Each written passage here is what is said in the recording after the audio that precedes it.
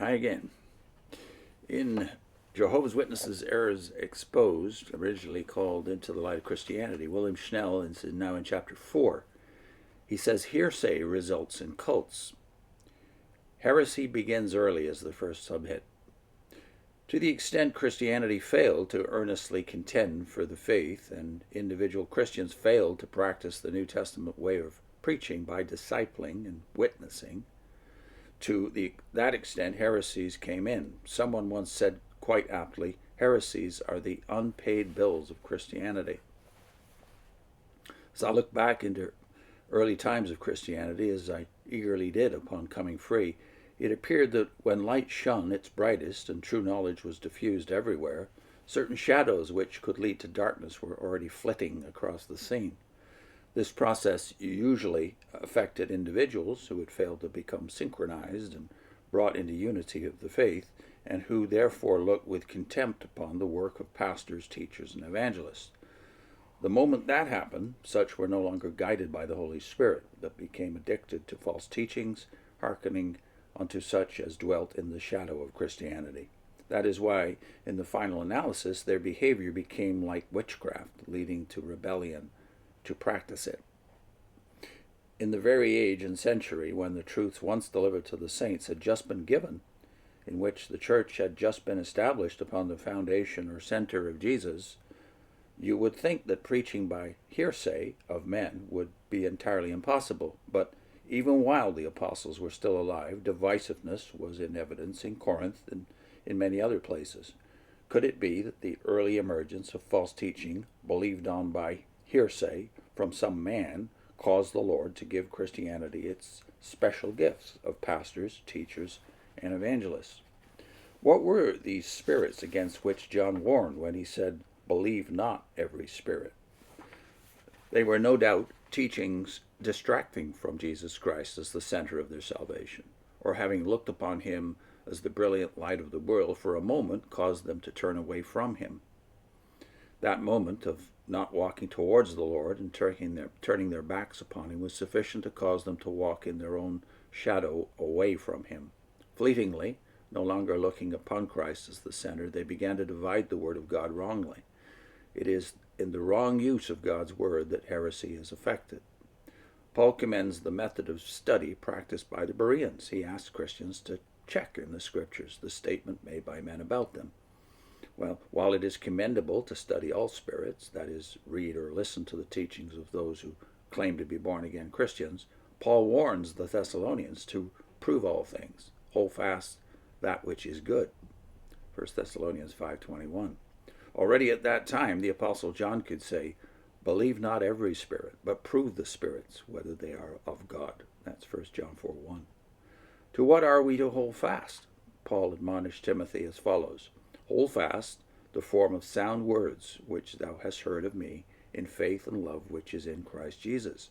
2 Timothy 1:13. The attack of the enemy early came against the word of God, particularly against the doctrines once delivered to the saints. It came by rebellion or witchcraft in teaching new and changing doctrines based on a man's interpretation. Why were Christians already warned at that time to prove all things or spirits? It was because many would-be teachers were no longer adhering to the form of sound words. John says, because many false prophets are gone out into the world. Why gone out into the world? They had rebelled against the Lord's arrangement and had left the community of Christianity. These false prophets are men who claim to have to do with spiritual things when in reality they are not spiritually minded. They no longer hold fast or adhere to the form of sound words. Now his subhead is departure from the faith. Such departure from the faith came very early. It came by way of rebellion. It came by way of individuals who manifested a perverse spirit and who promulgated false teachings. Each, in order to vie with others, had to have teachings just a shade different from those taught by others and completely different from the truths once delivered to the saints. These individuals designed their teachings to draw followers after them. Such followers looked upon these teachers as new centers. They were, therefore, taught to accept teachings based upon the hearsay from the teacher. To the extent they fell for this, To that extent, they departed from the Word of God. They were trained to use the Word of God deceitfully, tearing scriptures out of their context in order to prove the statements of their leaders or teachers to be true. That is how heresy came in. At first, this departure from the faith was barely perceptible to them and in them. It came to expression in reasonings of men, as these men evolved their own way of interpretations. But in their repetition, such human interpretations soon became embellished and gradually began to congeal and harden. Those who had departed from the truth actually converted themselves to their own aberrations and subsequently became hypnotized in their false teachings. Thus they convinced themselves of the correctness of their conclusions. They became hardened by practice. Their conscience became seared by the constant repetition of error. That's precisely the process we, as Jehovah's Witnesses, hope to accomplish when we devised the 7-step program for proselytizing, as you read in my book, 30 Years a Watchtower Slave.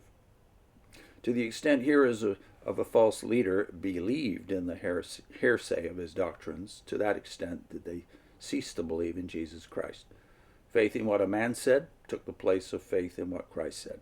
The instructions of Jesus is recorded in Matthew 28:20, teaching them to observe all things whatsoever I have commanded you, were disregarded. Jesus Christ, with his teachings and commandments, no longer was the center of all things to them. They now had their own teacher, or teachings, and teachers. That's how heresy is born. It is born of disobedience, it's rebellion, and it is the sin of witchcraft, according to 1 Samuel 15, verse 23. It is no longer based upon the revelation of God given in Jesus Christ, maintained by apostles, prophets, pastors, teachers, and evangelists, in the form of sound words laid for us in God's Word. It refuses to accept the ministry of pastors, teachers, and evangelists.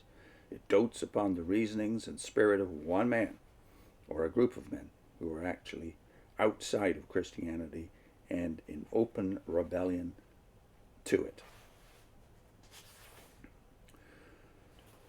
I'll put in a link this time to my own testimony, how I left the Watchtower and landed softly, in contrast to my dear wife, Vivian, who, raised in the Watchtower, landed very hard.